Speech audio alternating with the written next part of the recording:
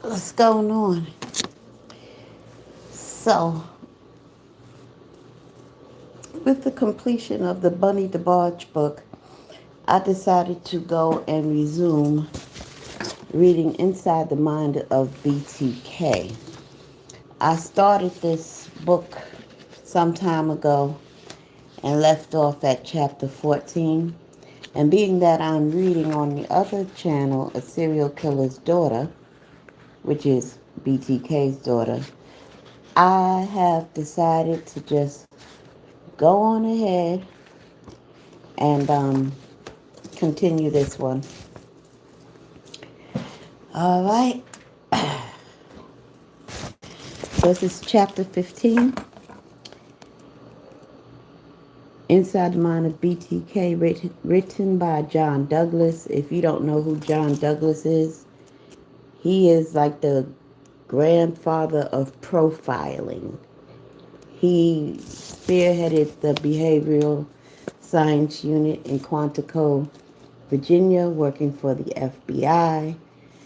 And he has written a book about BTK.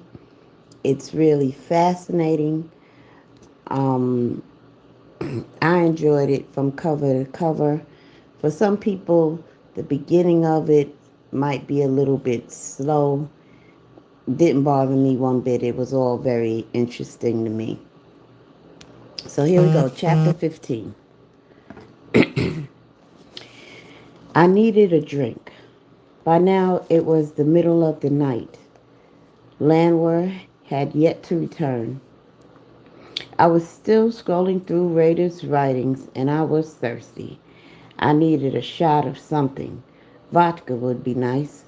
I wanted to feel something course through my body to wake me up from this numbing world of words penned by a psychopath.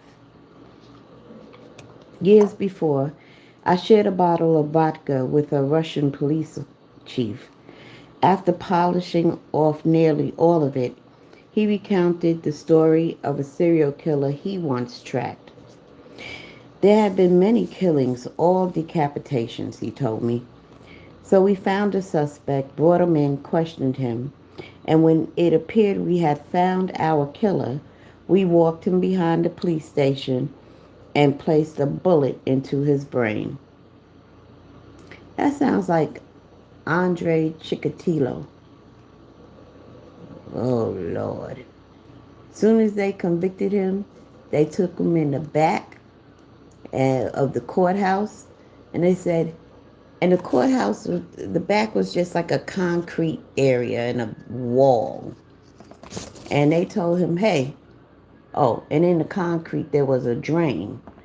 So they said, hey, look over there. When he turned his head and looked, they shot him in the back of his head, and the drain was there for, the blood to go down the drain.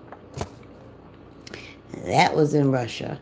I wonder if this is the same person. He says police station, but could be. Or maybe that's just what they do to everybody. Who knows? So he said, I'll start it again. Said there had been many killings, all decapitations, he told me. So we found the suspect, brought him in, questioned him, and when it appeared we had found our killer, we walked him behind the police station and placed a bullet into his brain. But when the killings continued, we knew that perhaps we hadn't considered all the facts in the case. So we found another suspect, a good one, but still more killings we had. Finally, after 4 suspects and 4 bullets, the killings, they stopped. I felt sick to my stomach. We don't do things like that here, I informed the official. He shook his head in disgust, waving my comment away as though it were a gnat. And Russians are something else. Don't mess around with them Russians. That, I think, is why you Americans have so many serial killers, he said. I glanced across the room. The digital clock glowed 1:45. In 15 minutes, the tavern down the street from my hotel room would shut its doors. I put my computer to sleep. 5 minutes later, I was seated at the bar. Vodka, for some reason, didn't sound that appealing anymore.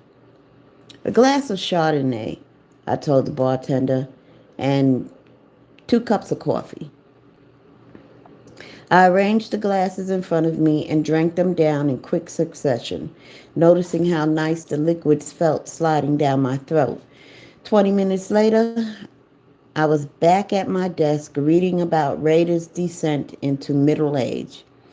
As I sifted my way through the scrawled pages of his journals, I could feel the empty desperation of his words, how he'd begun to make sense that his days were ticking by like mile markers on I-135, one after another, running off toward a horizon that had begun to loom so close he could practically touch it.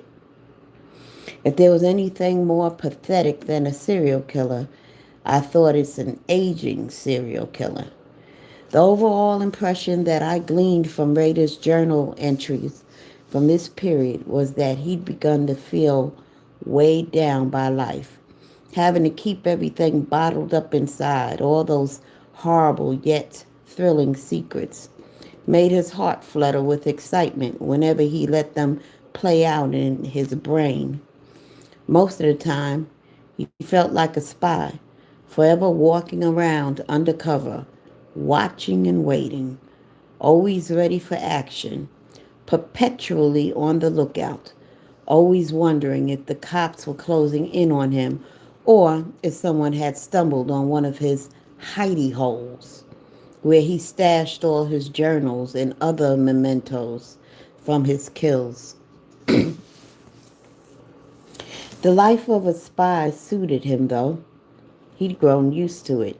After all, he spent most of his life keeping his real self bottled up inside him the way his grandmother used to put pickles in mason jars.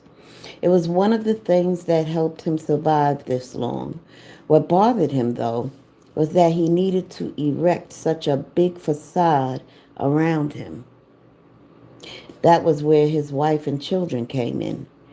That was where church came in, and the Boy Scouts, and his job. He had so many damn social obligations, so many things pulling him away from the very thing he loved best. People were his alibi, but they were also his greatest frustration. They slowed him down. They hamstrung him. They kept him from killing with the frequency he yearned for and spent his days fantasizing about. They made it impossible for him to be the lone wolf he'd always fancied himself. In the best of all worlds, he told himself, he'd enjoy living alone. He'd be able to come and go whenever he pleased, stalking victims until 4 a.m. on a weeknight without ever having to explain himself, without worrying about whether or not his wife suspected something. He wrote in his journals that sometimes he'd drive around in his truck and hold pretend conversations with the cops, telling them, if I'd been a lone wolf, there'd be a lot more bodies around here. Still, it wasn't a bad life. When he could find the time, he enjoyed hanging himself. All he needed was a quiet place to do it. That was the trouble with hanging, especially when you liked getting all dolled up for it the way he did. It was an all or nothing kind of affair. Much of the time he'd do it in his parents' basement. He liked the dark, dank feel of the room. It reminded him of some medieval dungeon. Other times, he'd go out into the woods and find a sturdy branch, then toss a nice thick rope over it. Not a cord, though that would be far too thin. Besides, cord had a tendency to bite like a knife into the soft flesh of the neck. True, he'd have no qualms about using it on one of his victims, but for himself, he preferred a thicker gauge rope. nylon, polyester, sizzle, or hemp. He'd slip his head through the simple noose he'd fashioned and then put some weight on it. Not enough to fully cut off the blood supply to his brain, just enough so that he could feel the biting pressure against his throat and up the side of his neck.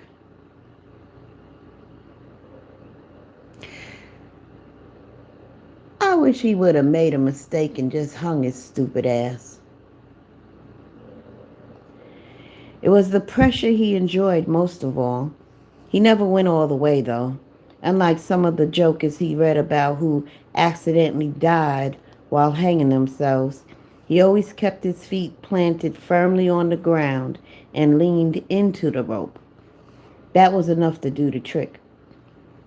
He could literally hang himself for hours at a time, dangling there, imagining himself to be one of his victims, feeling all the terror, confusion, and helplessness that must have coursed through their bodies before he put them down. More often than not, he'd be dressed in a frilly, intimate getup he'd stolen out of some woman's house. A few of the outfits came from his victims' lingerie drawers. A source close to Raider told me that once, on a family fishing vacation in Colorado, Raider managed to secure an afternoon away from Paula and the kids. So he hung himself from a tree for hours. The problem was he didn't bother putting any sunscreen on his neck, and the sun cooked him red, all except where the rope had been, which was white as the stripe that ran along the back of a skunk. He had a hell of a time trying to explain that one the next morning, but he managed somehow. He always did. That was one of his strengths. He could play people the way some people played musical instruments. But there was something peculiar about the way Raider hung himself. Plenty of people use rope to cut off the blood supply to their brain in order to intensify an orgasm they've achieved earlier through sex with another person or by masturbating. But Raider did things differently. He didn't need to have sex or masturbate in order to reach an orgasm. In his mind, just being hung was enough. The longer he dangled from the end of that rope, the harder his erection would become, until eventually he'd explode. For him, it was all about the rope. Marine Hedge lived 5 doors down from him. Whenever Dennis Rader would walk by her place, his journals revealed, he'd wave to her as she were out front gardening. Sometime in early April 1985, something clicked inside his head, and he began to wonder what she'd look like with a rope around her neck and a gag in her mouth. When he learned that the 53-year-old widow worked in a hospital coffee shop, he named her Project Cookie. Deep down, he knew that targeting someone who lived so close to his house violated one of the cardinal rules of serial killing. Never murder a neighbor.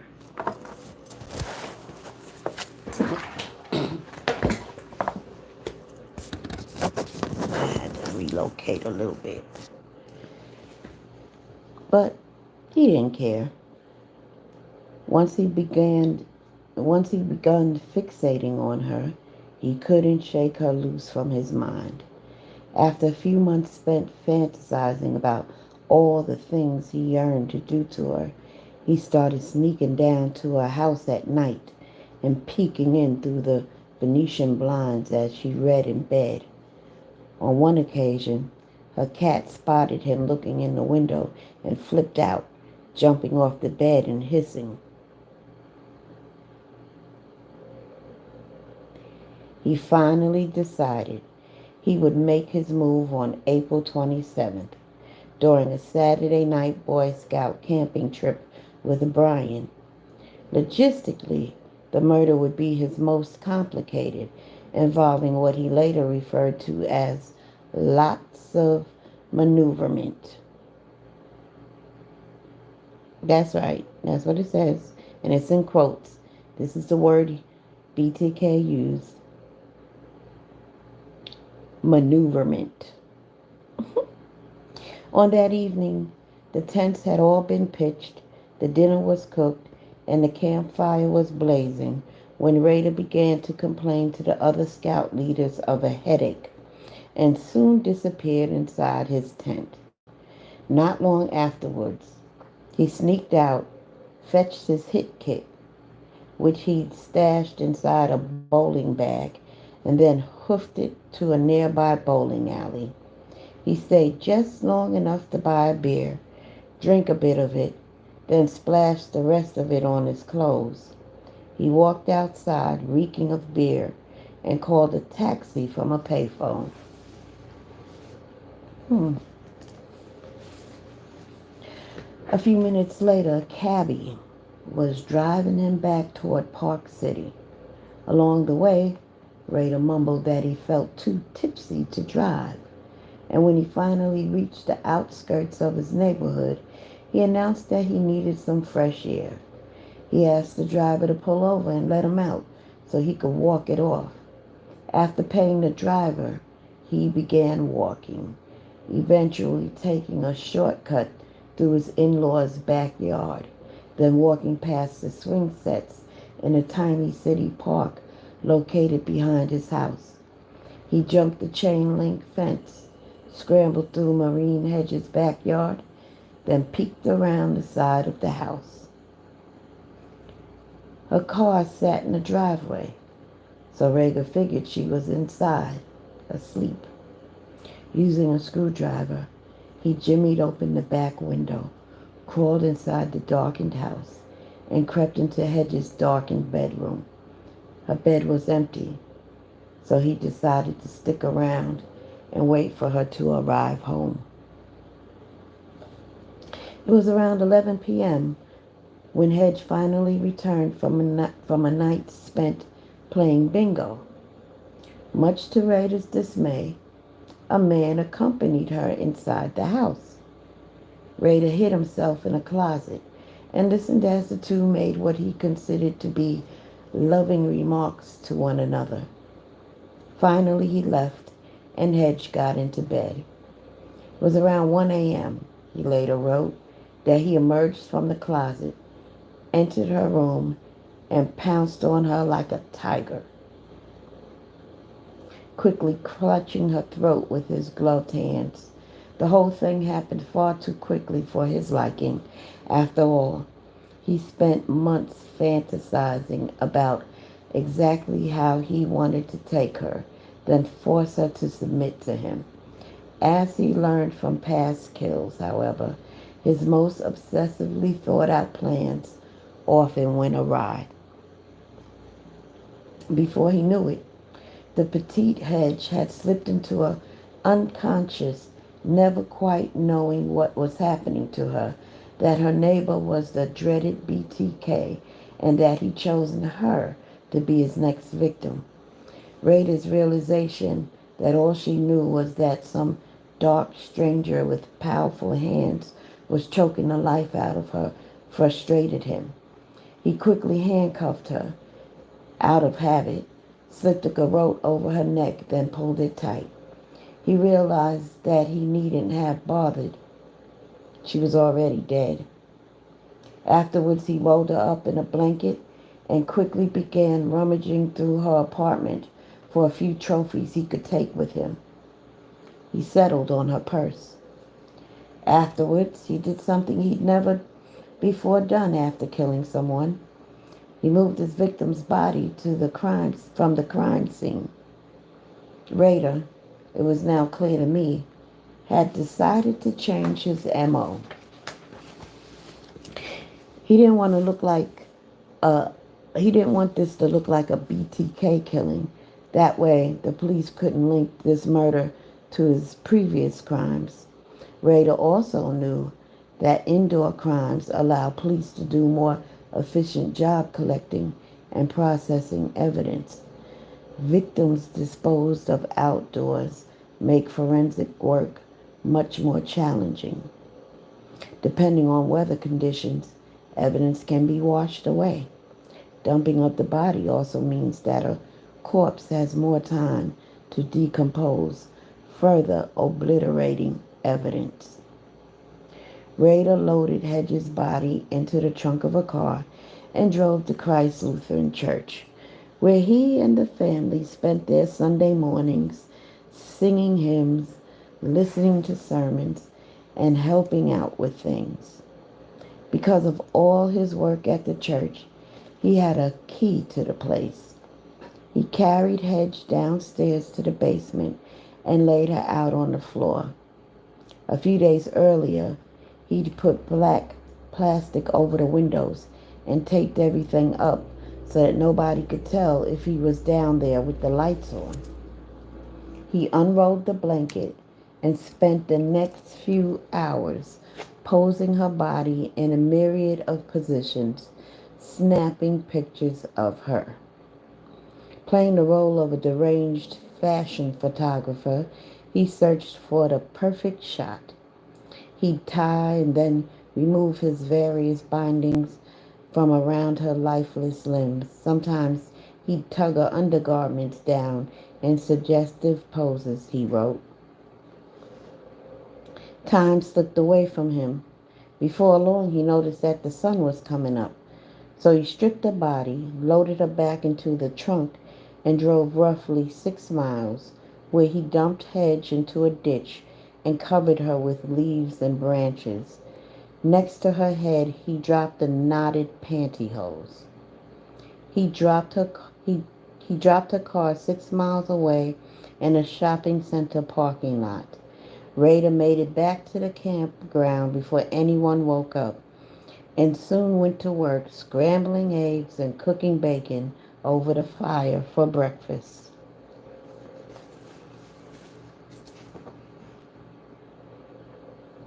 Whoa.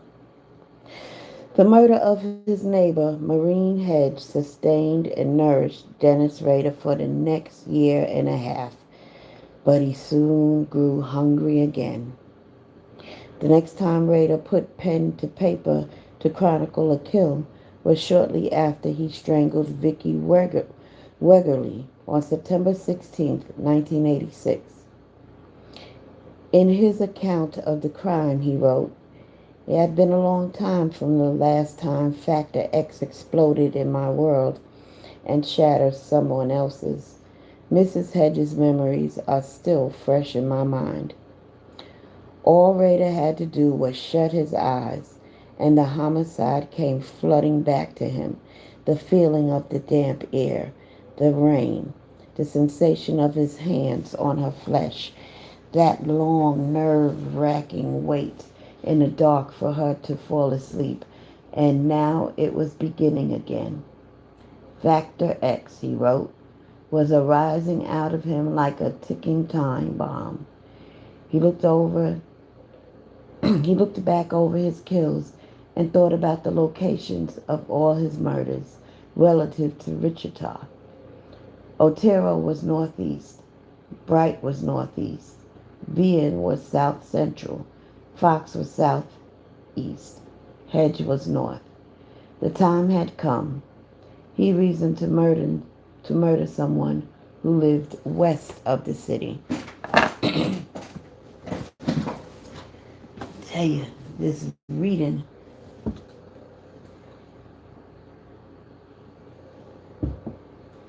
will sure make your mouth dry.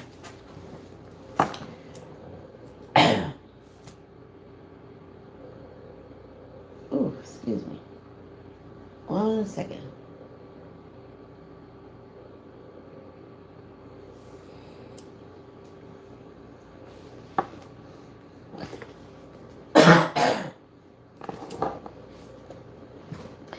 He first spotted Vicky Wegerly when he stopped on her street one afternoon to eat lunch in his truck.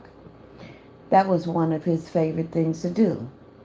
eat, and troll for victims at the same time. And although he had a handful of potential targets, Wegerly, a 28-year-old mother of two who supplemented her husband's income by teaching piano, quickly moved to the top of his so-called hit list.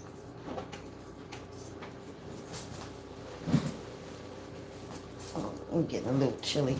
I'll put my jacket on.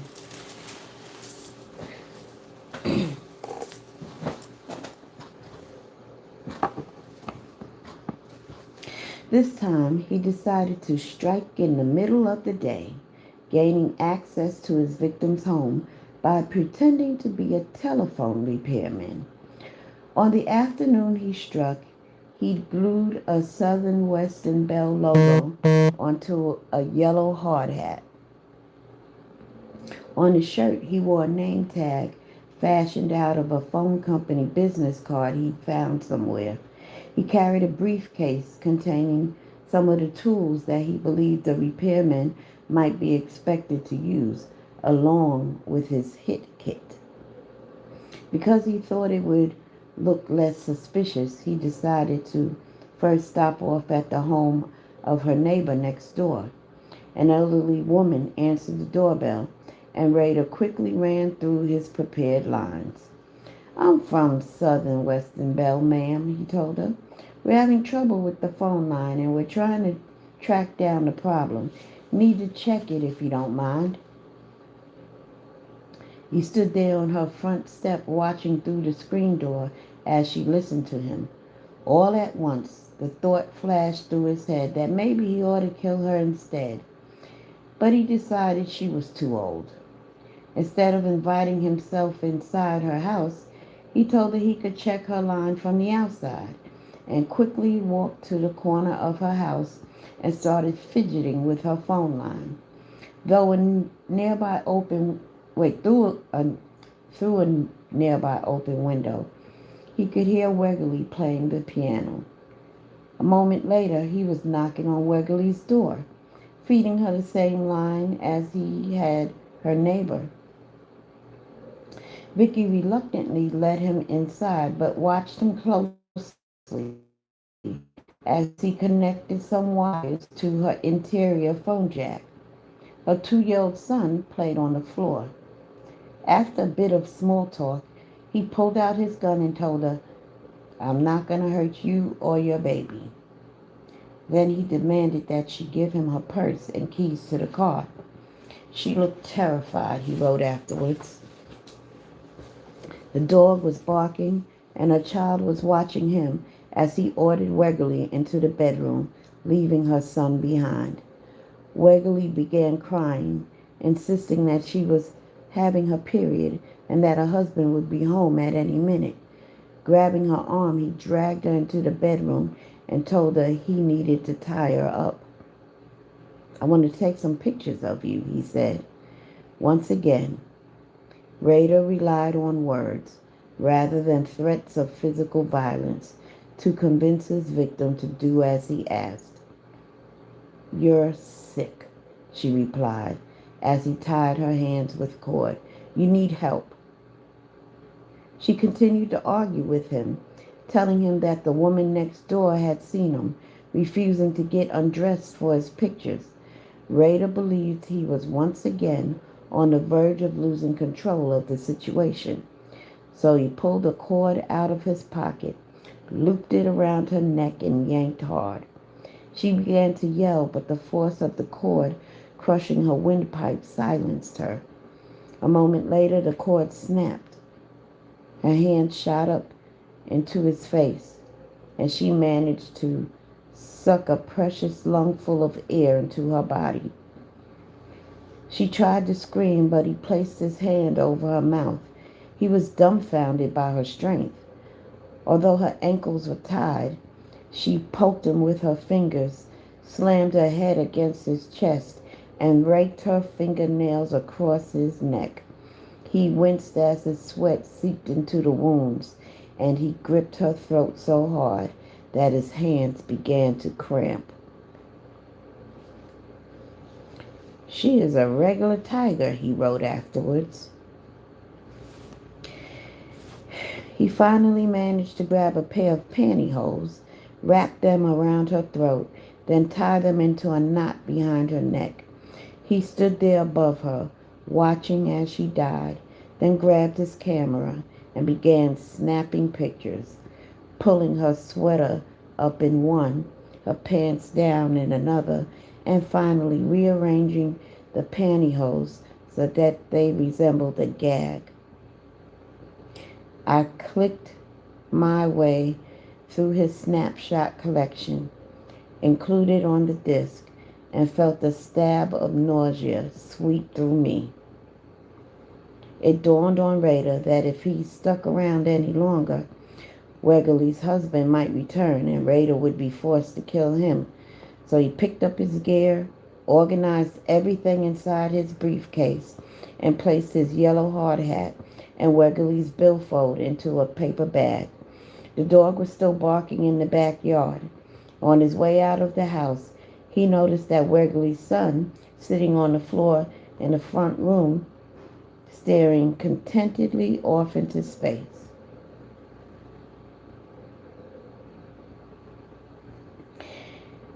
He looked on without sound, he wrote in his journal. After grabbing the woman's car keys, he walked out the front door and climbed inside her bronze '83 Monte Carlo and drove away. At a nearby shopping center, he disposed of his hard hat in a trash can located beside an ice cream parlor. He combed through Wegley's wallet, taking her driver's license and cash, then tucked it under the passenger seat.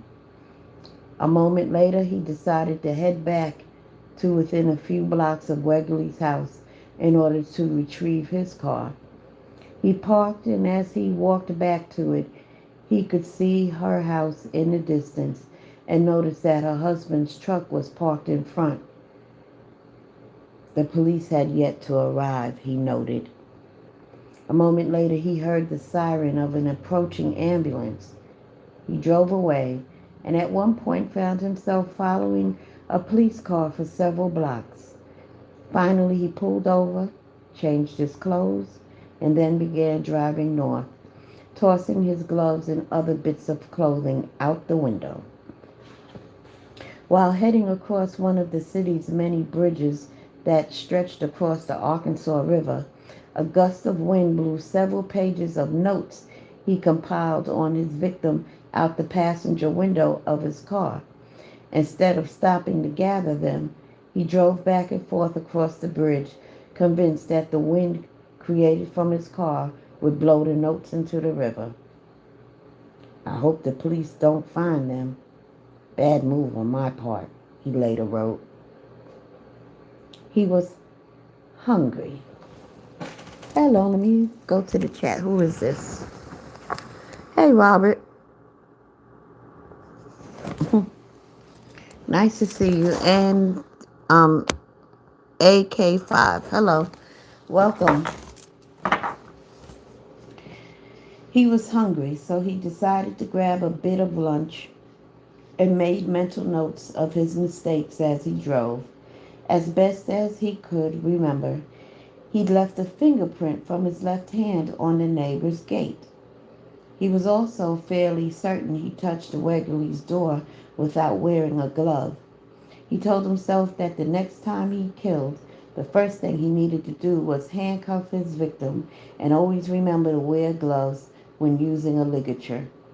Last, he decided it would be nice to have a place in the country where he could drive after his kills in order to store or dispose of his gear more efficiently. From what I gleaned about how Rader's brain worked, I knew he must have been riding the high from his first 5 murders when he landed his job with ADT Security Systems in November of 1974. At the time, he was still enrolled at night school at WSU, which is Wichita State University, studying criminal justice. This meant that he'd work all day, often miles outside of Wichita, then head back into town for classes.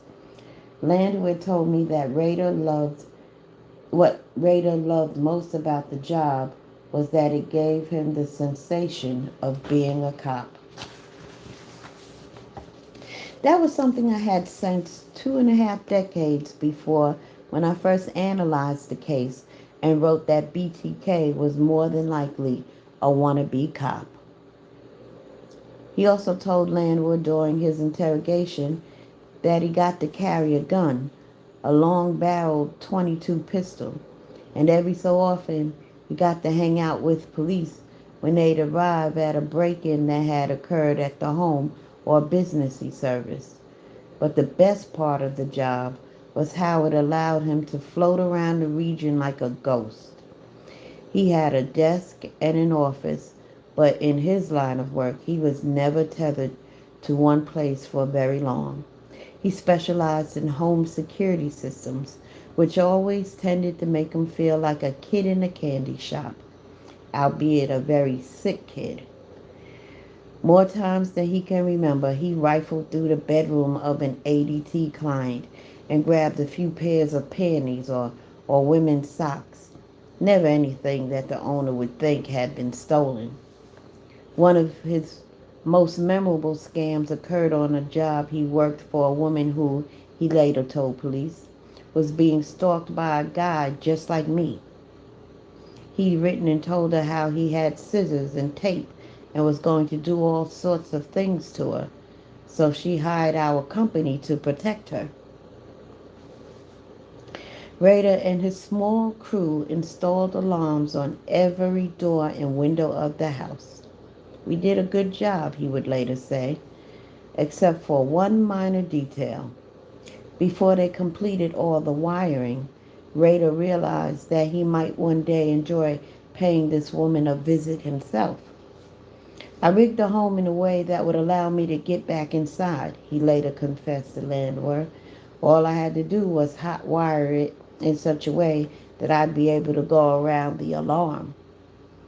He claimed never to have taken advantage of the rigged alarm, but just knowing that it was there gave him a sick sense of comfort. In his journal, he wrote that another perk of his job at ADT was the overnight trips he took to towns scattered around Kansas. Whenever he was out of town, Rader happily combined business with pleasure. At night, when whatever work was expected of him on these out-of-town assignments was finished, he'd either go out trolling for future victims or break into homes to steal lingerie, jewelry, and various types of IDs, such as driver's licenses or social security cards. Once in mid-1987, his bosses sent him to Belleville, Kansas, to install an alarm in an old meat packing plant. The place was filled with all sorts of dangerous machinery, and the owners wanted alarms installed to make sure nobody broke in and got injured by the equipment. Initially, Rader was ticked off that he had been dragged away from Wichita for the job.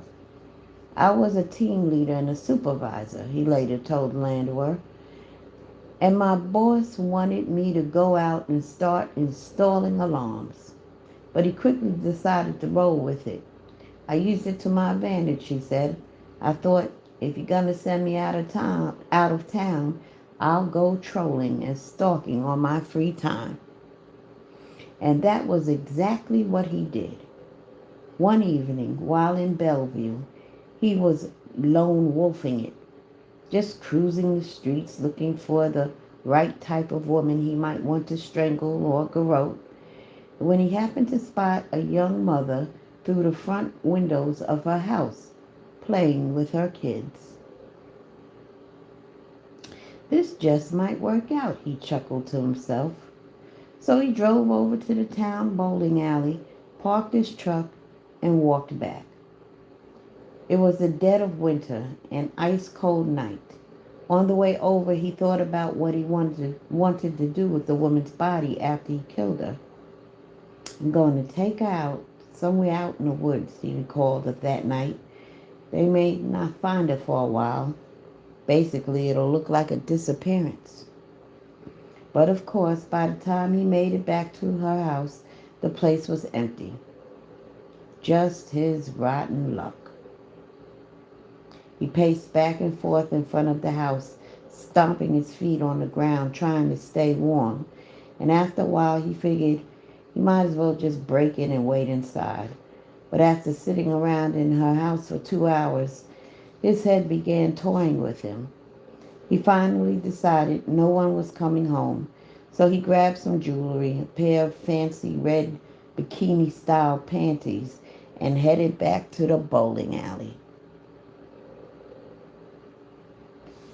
In July 1988, the axe fell, and Rader lost his job with ADT. He has always maintained that he was laid off. It was an informal layoff, you know. I got a nice letter from them and everything. Wasn't anything I did, just company policy. The landlord told me that he'd heard from a source who worked at the company that Rader had been seen as mercurial and had a reputation for being highly argumentative. The source also claimed Rader was fired from the job. Whatever really happened, it didn't take Rader long to line up another job perfectly suited for his temperament. In 1989, he was hired as a field supervisor for the U.S. Census Bureau. Once again, he had found a job that gave him a priceless feeling of power over the countless underlings whose duty it was to collect census forms from local residents. His first territory was limited to the Wichita area, but by 1990, he did so well that he was promoted to the role of state supervisor. Getting to boss people around felt wonderful, but not as nice as it felt to be a freewheeler who was able to spend plenty of time by himself out on the road, living out of a suitcase as he traveled from one town to the next. Just as he did while working for ADT, Rader quickly discovered a way to combine his two loves, being a boss and being a stalker. Just looking at a map of Kansas could bring a smile to his face. He had so many projects in so many towns: Topeka, Concordia, Hayes, Salina, Beaumont. He wrote in his journal that on one occasion he tracked a woman in the town of Hayes, whom he eventually decided to kill. He nicknamed her Project Prairie. One afternoon, he dug a grave for her outside of town, just as he envisioned doing in Bellevue, but never got the chance. Broke into her home, then sat in a chair waiting for her to return. But she never did.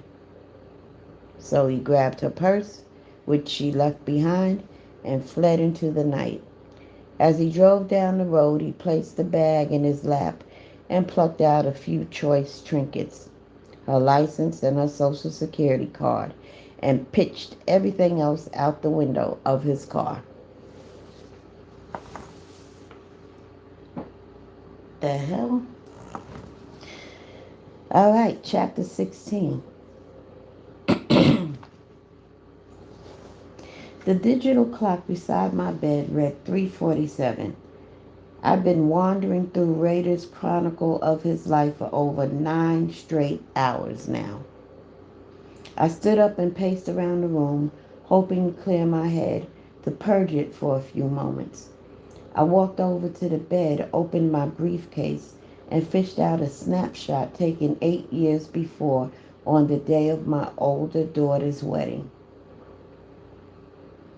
I held it in my hand, and it all came back to me, how I nearly died a few days earlier from pulmonary embolisms and loss of blood after a doctor punctured my lung while attempting to place an IV in my chest. On that day, all I could do was sit in a wheelchair and watch as my 10-year-old son walked my daughter down the aisle for me. I stared at my tired face in the photo, then studied the brave, uncertain expressions on the faces of my family, who wondered if I'd be alive next week.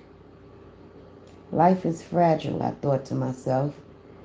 If you're not careful, it can be snatched away in the wink of a tear-glazed eye.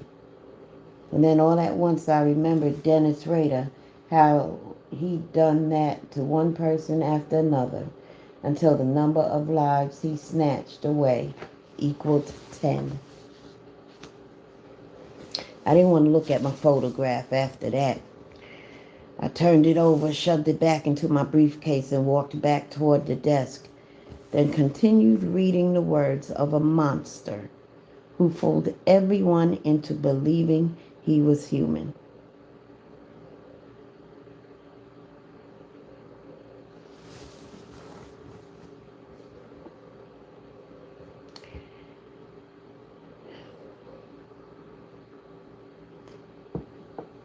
Mm.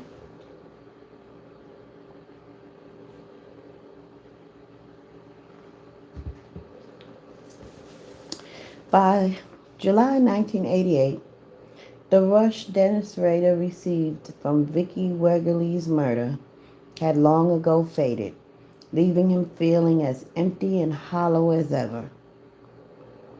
The urge to take another life thrashed inside him as though he swallowed an anaconda. One afternoon he picked up his pen and wrote in his standard butchered English, "The desire are in me so strong now, Day.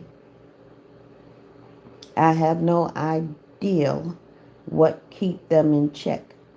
Could it be my strong moral as a husband, father, trusted friend, or the I don't want to be caught side of me?"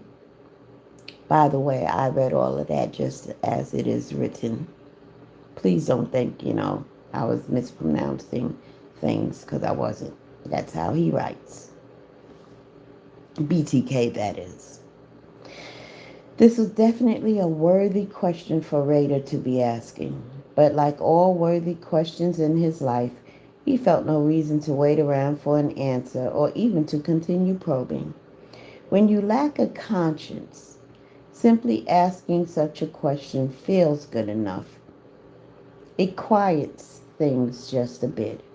Perhaps in Rader's case, it even paved the way for the next paragraph he wrote in his journal, in which he launched into a lengthy confession about what he wanted to do with a young blonde-haired girl he spotted at the pool earlier that day on a trip he'd taken there with his kids. According to his journal, he could barely take his eyes off her. She was eating candy, and something about the way the sunlight danced off her bronze body caused his head to go crazy, concocting fantasies about this innocent childhood virgin, quote unquote. Rader saw himself as a simple man with simple tastes. On that particular afternoon, all he wanted from life was some sort of lubrication for his rod and a few moments alone with this girl. He wrote that just thinking about the things he envisioned doing to her small, delicate body made his heart race wildly. Yet, no sooner had he concocted some dark scenario inside his mind wherein she found herself bound and gagged than he claimed to feel a sense of shame descend on him. He cautioned himself to be careful, to remember that these desires threatened to rip everything in his life away from him. The revelations of his secret life, he wrote, would destroy the heart and souls of everyone around him. It must be kept a secret forever, he concluded. Meanwhile, in the very next paragraph of his journal, The young blonde girl he spotted early in the day was now crying in pain, her body drenched in sweat. And although he had tried to be gentle while raping her a few sentences earlier, he now decided it was time to be done with her. So he fashioned a garrote from a loose coil of rope, looped it around her neck, and pulled it tight. But instead of feeling good about the kill, he expressed remorse in his next sentence, begging the guardian of small ones, quote unquote, to give him the strength he needed to continue on with life. His journal of more than 2 years later revealed that the urge to kill was as strong as ever, but the stirrings of guilt and shame over his secret world seemed to have vanished. Rader hadn't taken a life in nearly 4 years, but by Halloween 1990, he'd already begun planning the intimate details of Project Dogside, the code name he'd given to what would turn out to be his final murder. This one, which wouldn't take place for another 2.5 months, involved 62-year-old Park City resident Dolores Davis, who lived beside a dog kennel on Hillside Street.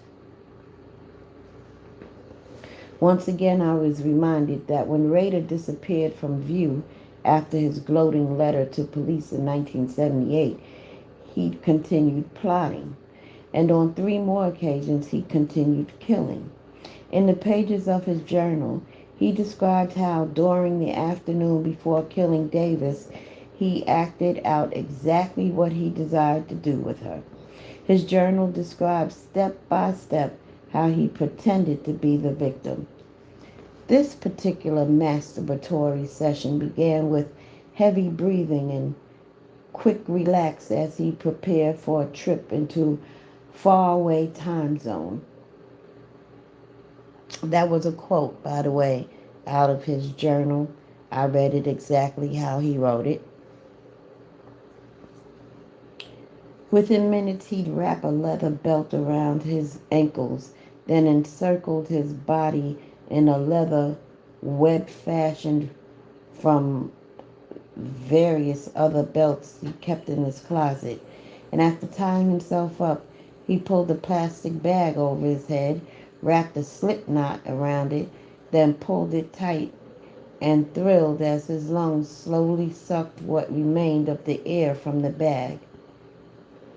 He lies there as she, Davis, would, bound, helpless, he wrote. Rader first mentioned the thrill he experienced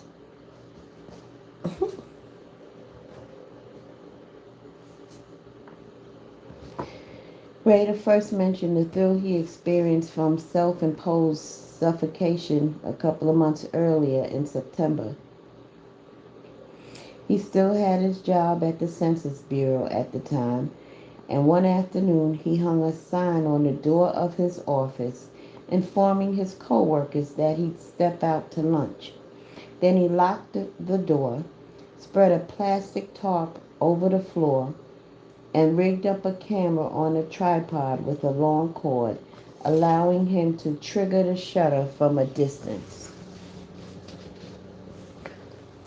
Over the course of the next 60 minutes, he stripped himself, then pulled on a pair of pantyhose, pink panties, and a bra, complete with padding.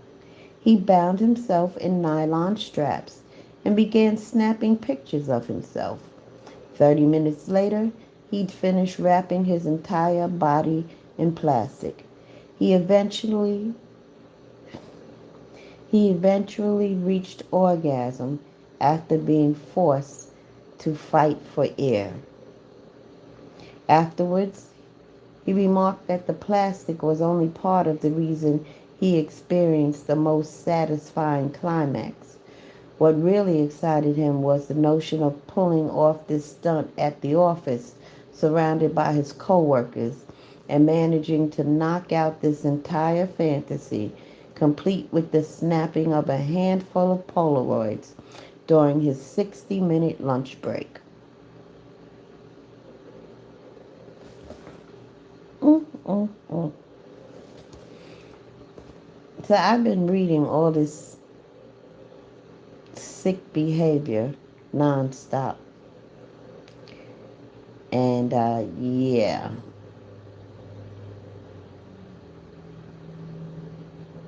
And as I sit here, I'm trying to figure out how the freak did he get this way?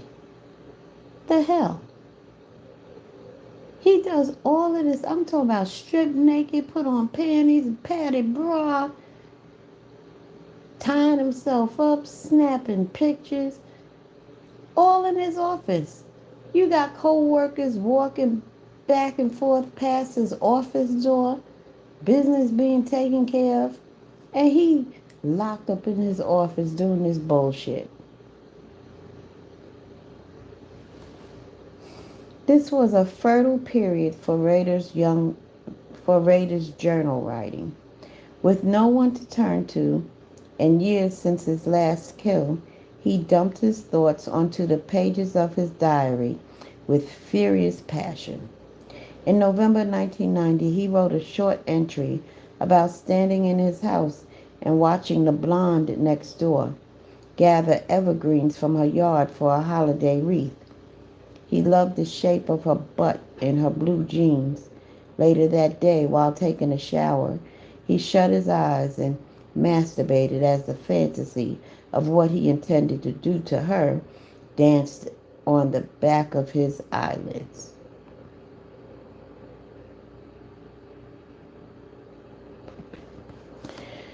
2 days later, he was combing through the Wichita Eagle, looking for pictures of women that he could use to fit the sequence of a fantasy he'd had the morning before.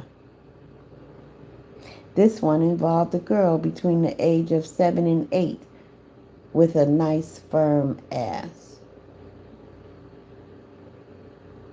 In his mind, she was bound on a bed and petrified with fear. The boogeyman, it seemed, had claimed another victim. Her name was Kirsten. When Rader climbed into the shower, he still didn't have all the details of the attack worked out, but by the time the water hit him and he covered his body with soap, the images began to come to him. He had wrapped tape around her ankles and hands and then whispered, "Hi, I'm the boogeyman." He sodomized her, then looped a nylon garrote around her throat and quickly got down to the business of strangling her. All of this fantasy killing was detailed in his journal, and then he wrote about how he made the fantasy into a graphic representation. It took a bit of searching, but he finally located a photo of a model from an ad that looked like it would do the trick. He cut it out, laid a piece of paper over it, and went to work tracing the outline of the little girl, although, unlike the ad, his picture, which he titled "Boogeyman Loves Little Girls," depicted her pants rolled down around her ankles. Because the newspaper was chock full of ads on that particular day, Rader saw no reason to limit his art project to just one so-called slick ad. He quickly located another picture of what he felt was a suitable curvy preteen wearing some sort of Halloween costume. His ink pen knew exactly what it needed to do, and 20 minutes later, she became the devil's delight.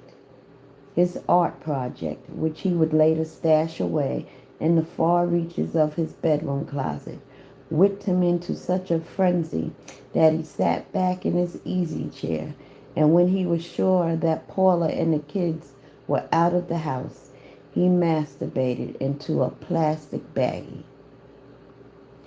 That was one of the drawbacks of living in such horribly tight quarters. He was forever having to watch his back in order to have any fun.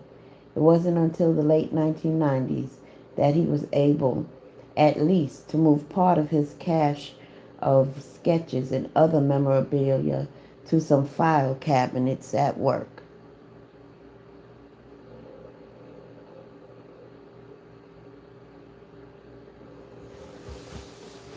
So he kept this crap at work in his file cabinet.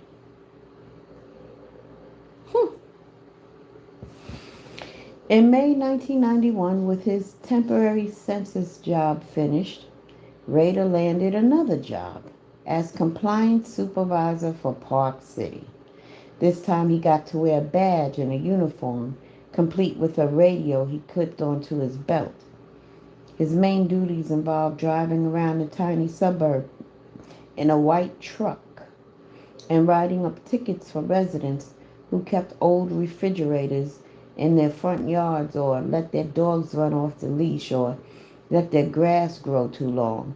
The job paid $16.62 an hour. For a guy who always wanted to be a cop and spent much of his waking hours dreaming about flaunting power over others, this was about as close to heaven as he could get without killing someone. He even got to carry a rifle in his truck on the off chance that he had to put down a wild dog. But the best thing about the job was that it allowed him to disappear for hours at a stretch in his truck, providing plenty of time to stalk victims, work on his slick ads, or fantasize about past kills while masturbating into plastic sandwich bags. Ugh. According to Landwehr, opinion is divided over exactly how heavy-handed Rader was in his duties. Plenty of residents loathed the way he bullied them, showing up in their homes with a ruler to measure the height of their grass, then demanding they mow it or else he'd fine them. Others complained that he had their dogs euthanized purely out of his lust for power. And then there were those who insisted that Rader was doing only what was expected of him, enforcing city code. Over time, the job even caused him to see the irony of a serial killer writing someone a ticket for leaving her trash can out on the curb for too many days wasn't lost on him. I worked with code violators, he told Landwehr after his arrest. Year after year, they keep doing the same old thing. They never change. People don't change. He paused for a moment after saying this, as though his words were seeping into his brain. Then Landwehr told me, he blurted out, "You are what you are, and I am what I am." As I read on and on, I could see how Rader continued to dump his troubled thoughts out into the pages of his makeshift journals, which were often nothing more than random pages he torn from a notebook. Few entries exist for the 4-year period that stretched between November 1990 and October 1994. The approaching death of his father from colon cancer in 1996 caused him to pick up his pen and scrawl a few comments on a notepad, which he later shoved into his cache. In this particular entry, he seemed concerned that his old man would learn about his eldest son's murderous alter ego when he died and crossed over to the other realm. Will he know of my foul deeds? Rader pondered. I hope if there's a heaven or afterlife, he will forgive me. I wish no sorrow on his heart. He has been a good dad. He must understand that he did not raise a problem child. The real culprit responsible for his horrible appetite, Rader concluded, was Factor X. Later that same day, it appeared that Any sense of worry over his father's soul had vanished. He penned another entry about how he'd begun carrying photographs of girls around with him in the work truck. The females he chose were his dream girls, and for hours at a time he'd cruise through the neighborhoods daydreaming about how he'd use rope and sexual molestation to mentally torture his victims. The fantasy, he claimed, broke the boredom of everyday life at work.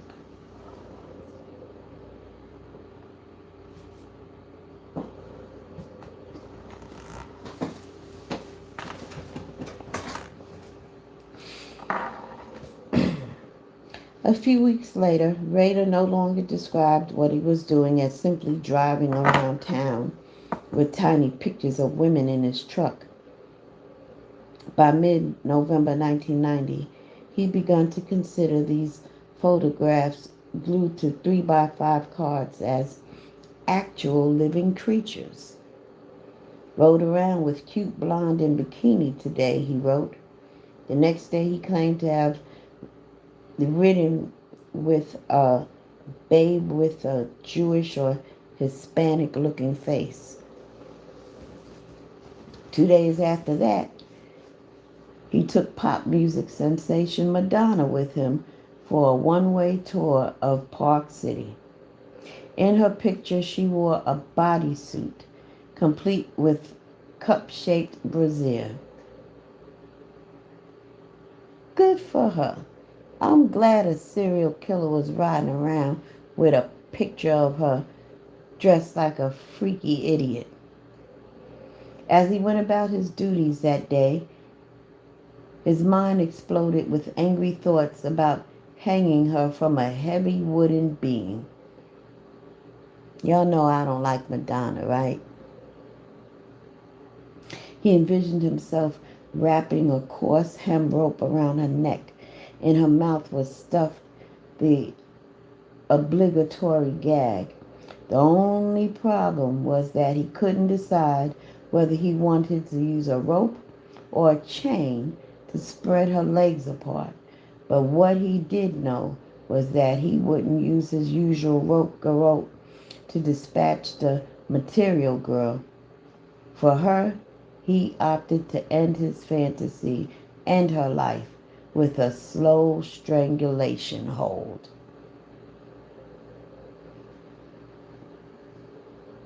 And as much as I don't like Madonna, I wouldn't wish this on her. I do not wish this on her. I just think it serves her right that some freak had some sick fantasy about her.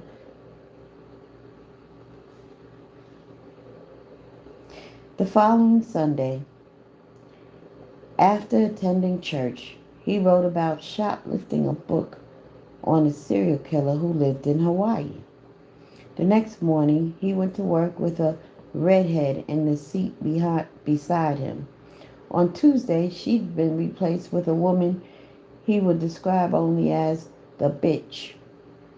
For the rest of that afternoon, he daydreamed that she'd kidnapped him, trussed him up in a cord, placed a leather collar around his neck, and laid him out on a bed covered with red satin pillows. A week later, in an effort to drum up some orders for the annual Boy Scout popcorn drive, he dropped by a church not far from his office. On his way back out to his truck, he happened to glance at a young boy and his sister playing in the grass by the parking lot. All at once, the telltale urge seemed to well up from deep inside him. The sexual predatory instinct kicks in, he wrote. His head was flooded by thoughts of getting the two young children. By the time he climbed inside his truck and started the engine, the kids had vanished, and he spent the next 10 minutes cruising the streets around the church, hoping to catch another glimpse of them.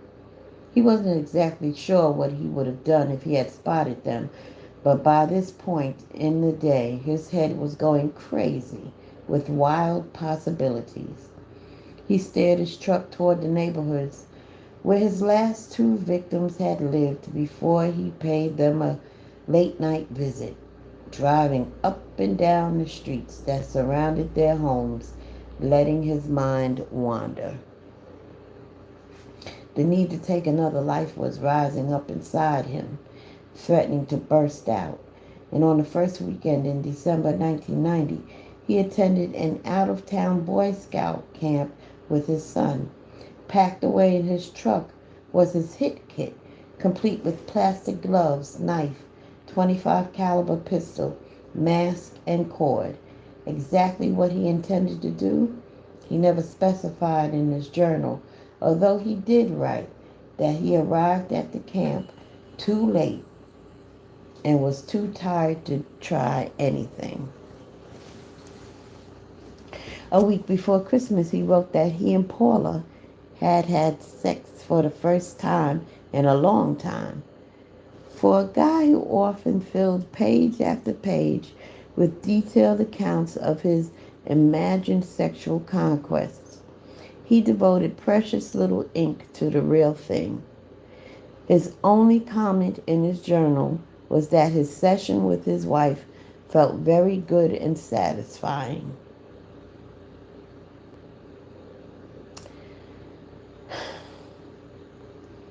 My sources insist that when it came to his carnal fantasies, Rader never crossed the line with his daughter. She was his best friend, and he claims it never crossed his mind to think those things about her, I was told. But Kerry's friends, well, that was a different matter. They were definitely fantasy material for him. Like plenty of violent offenders I'd spoken with, Rader had a boundary he wouldn't cross, and that gave him comfort. He told the same source that pornography nauseated him, and that he was bewildered that anyone could think he might be a homosexual, and that made him feel good to know that he never cheated on Paula by having sex with any of his murder victims. During this period of his life, Rader lived for his so-called motel parties. According to his journals, he'd drive out of town, check into a room, lock the door, and spend hours alone, fondling the belongings of his victims, dressing in their clothes, wearing wigs and masks he'd prettied up with lipstick and mascara, then binding himself in ropes and tying plastic bags over his head. Sometimes he'd cover the bed with scantily clad Barbie dolls, set up his camera on a tripod, and squat down beside the dolls. He'd position the camera far enough away so that when the shutter snapped, he appeared to be the same size as the dolls, all of which he imagined were his real-life victims.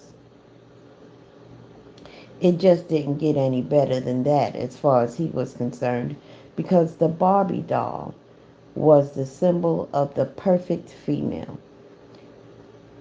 I'd seen this type of behavior in men who would hang dolls, blow them up with M80s, and smear red dye all over them to simulate blood. Surprisingly, some of these guys never progressed past the stage of torturing dolls.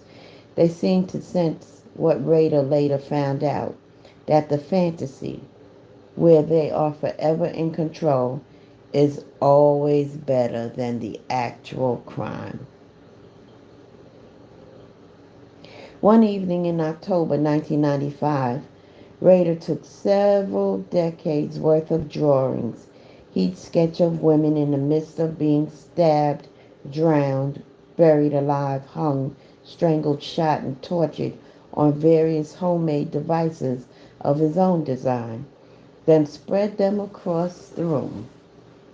The collective image of all these nude, gasping, wincing, terrified women and girls covering the room was horribly breathtaking, he thought. As he gazed at the drawings, it reinforced his belief that he definitely didn't want anything to happen to his cache of artwork.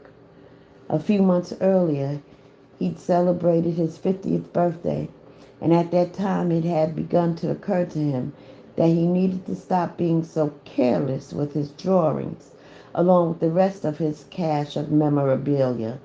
So he began to concoct a plan of how to copy his sketches over to 3x5 cards, then stick the original drawings in a safe deposit box that he'd reserved by using the fake name Johnson. The way he envisioned it, the box wouldn't get opened until months after he died. Whether or not the bank employee found it was whether or not the bank employee who found it was able to piece together what the contents alluded to didn't concern him, he told Landwehr. Because he had so much material to catalog during that autumn night in 1995, he decided to organize it into categories such as hangings, strangulations, torture devices, and so on. In his journal, he bitched that it took a lot of work checking dates and sorting, but his recent milestone birthday had convinced him that the last thing he wanted to do was die and leave a skeleton in the closet. It wasn't until late 2004 that he began digitizing his archives, and copying them onto CDs. But the project was fraught with headaches because the CD burner on his decrepit home computer was broken. Even more frustrating was the fact that he didn't have a scanner at home, so he had to use the one at the office, which meant he had to do everything on the slide. By the time police caught up with him, he'd been able to transfer only a small handful of material onto disks. His duties as an archivist soon sent him combing through his journals and scores of yellowed clippings from the Wichita Eagle, detailing BTK's various murders and efforts to catch him. For the first time since he'd begun killing, he suddenly realized that his cache of memorabilia could get him in trouble, he wrote. It would be bad news for me if found, yet I can't let it go. One of the reasons Rader couldn't let it go was because 4 years had elapsed since his last and what would prove to be his final murder. He desperately needed his various mementos to curb his lust for death, to sustain and recharge him.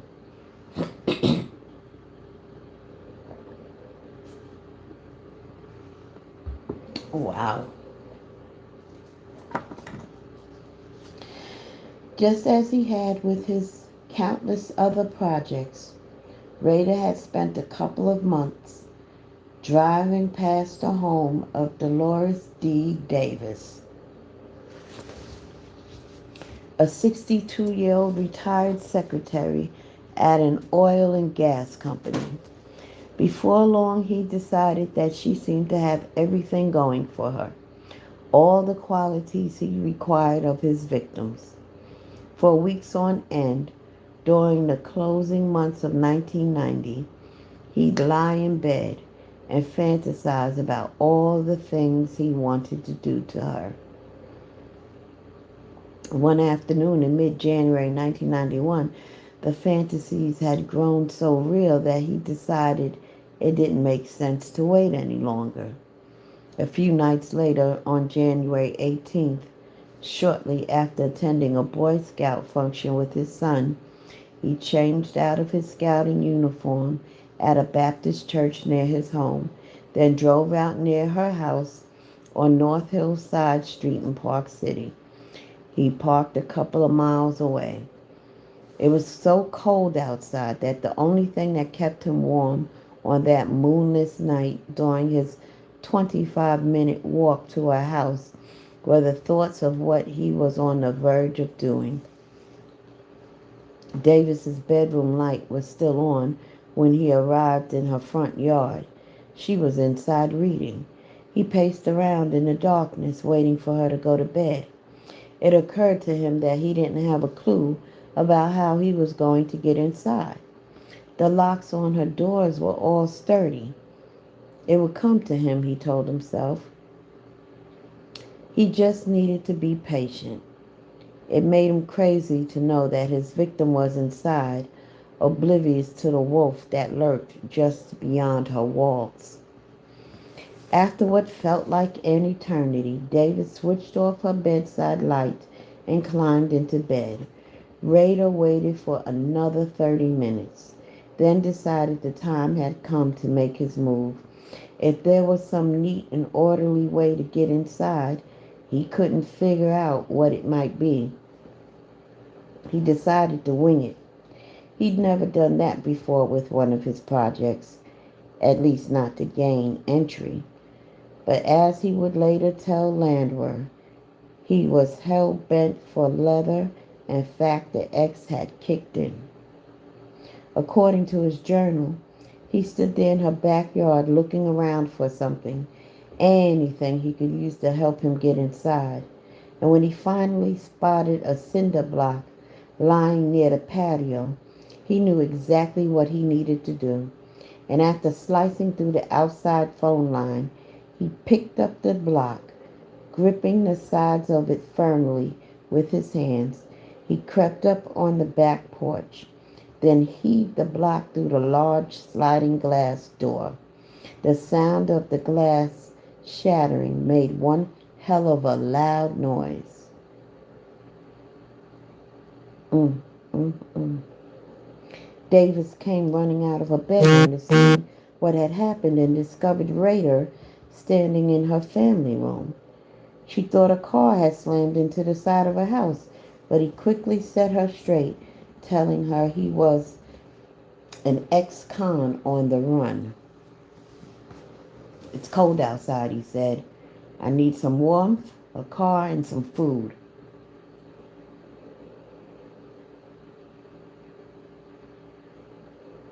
Then he told her to lie down on the bed.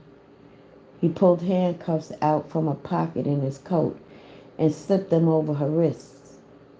Davis began to panic, but Raider told her to relax. He explained that if she'd only tell him where her car keys were, he'd be gone in no time. He grabbed a pillowcase, went into the kitchen, and began filling it with cans of food, making as much noise as possible. This seemed to calm Davis down. His journal detailed how he checked out where she kept her car, then got everything ready for what would happen next. In his mind, he felt confident that Davis believed he was preparing to leave. Next, he walked back into the bedroom, unlocked her cuffs, and tied her wrists with rope. Once again, he apologized for breaking into her house, assuring that he'd be gone in a minute and that someone would probably find her shortly. As she lay there on her stomach on the bed, he opened a drawer to her dresser and pulled out a pair of pantyhose. She spotted him, but once again attempted to convince her that everything would be okay. The last thing he wanted was for her to begin panicking. Are you comfortable? He asked. I need these to tie you a little more. And that was when he decided there was no reason to wait any longer. In one quick motion, he looped the hose around her throat. Please, she pleaded, I have children. So did Raider, I thought.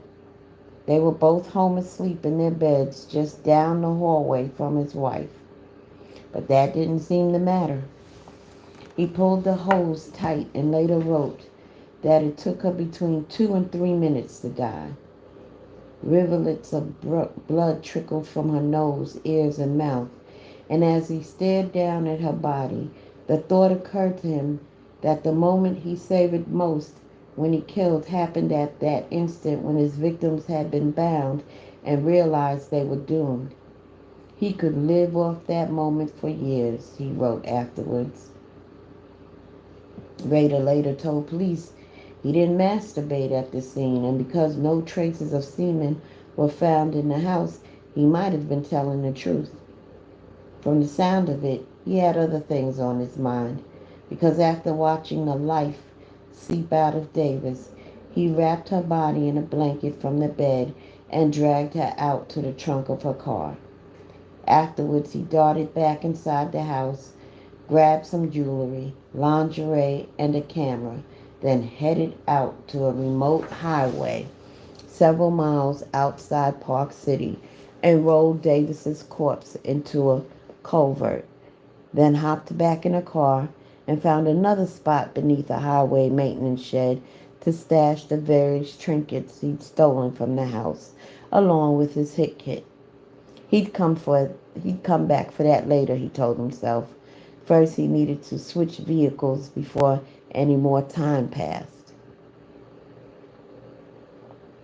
After returning the car to Davis's garage, he walked the 2 miles back to his truck.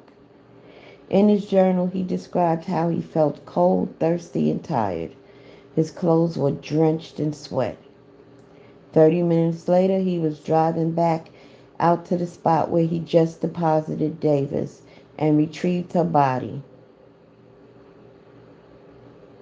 Fog had begun to roll in as he continued on to a remote part of the country, where he pulled over long enough to drag Davis's body beneath a tiny concrete bridge located beside an expanse of empty farmland. As he drove back home, he wrote that thoughts of sex and bondage flooded his brain. Knowing that the sun would be up in a few hours made him feel like a vampire, he later wrote.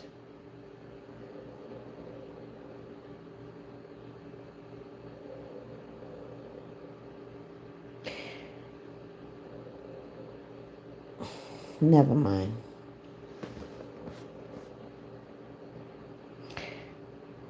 As horrific as these Dear Diary confessions were, they didn't shock or surprise me. His words merely confirmed something I discovered years before. Serial killers like Rader aren't human. They look like us. They train themselves to act like us. But just below the surface, they are hideously different. That was why I expected nothing else out of a monster like Rader.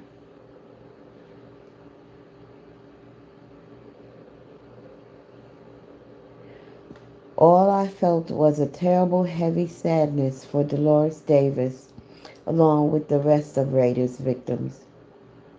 They didn't deserve any of this. The night after the murder, Rader returned to the bridge to snap photos of Davis's partially nude body. Her feet, hands, and knees were still tied with pantyhose. The first thing Rader noticed on arriving was some sort of animal, perhaps a coyote, a rat, or a raccoon, had begun chewing on her body. Because he carried one of those clear plastic Halloween masks in his hit kit, which was still in his car, he retrieved it and placed it over her face. He smeared lipstick on it, trying to make her look more presentable, then snapped a few more photos. He would have stayed longer, but it was so bloody cold out that he decided to head home. Besides, Paula would probably be wondering about him. 2 weeks later, a 15-year-old boy chasing a stray dog stumbled on what remained of Davis. The next day, a story about the murder appeared in the Wichita Eagle. Rader clipped it from the newspaper and placed it in his stash. Not long afterward,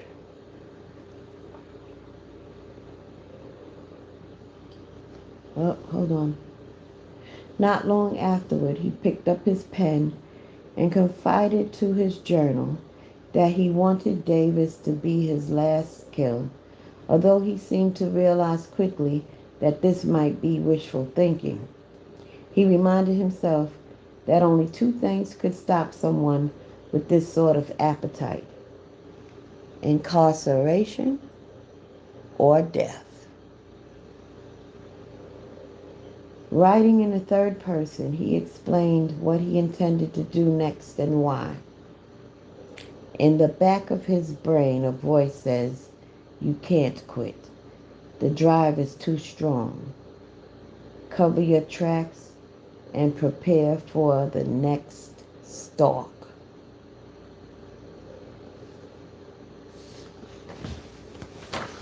All right, y'all, that was chapters 15 and 16. One thing about this book, these chapters be long. So that's why I do 2 chapters at a time. Because one chapter be pages upon pages upon pages. All right. Thank you guys so much. I will be back again. Because I am like 70% um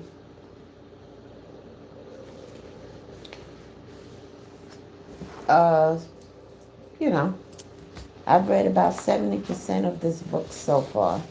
Yeah, and I about got 25% more to go. So I'm gonna try and finish it up within the next week. Thank you all for tuning in. Peace and good night.